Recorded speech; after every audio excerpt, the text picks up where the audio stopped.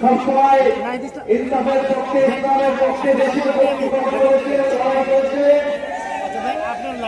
আমরা দেখেছি এখানে ব্রাহ্মণবাড়িয়াতে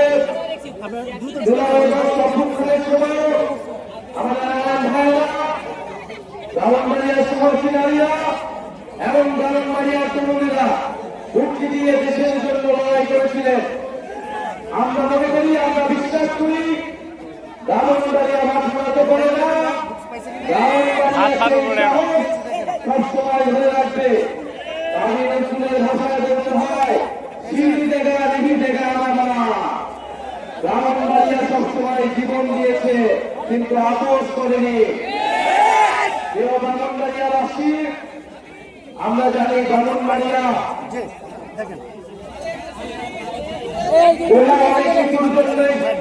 বিখ্যাত হয়ে রয়েছে, ব্রাহ্মণবাড়িয়া সংস্কৃতির জন্য বিখ্যাত, ইসলামের পূর্ণভূমি হিসেবে পরিচিত। আমরা জানি উস্তাদ আলাউদ্দিন খান ব্রাহ্মণবাড়িয়া, কবি আল মাহমুদের ব্রাহ্মণবাড়িয়া, তিতাস নদীর ব্রাহ্মণবাড়িয়া।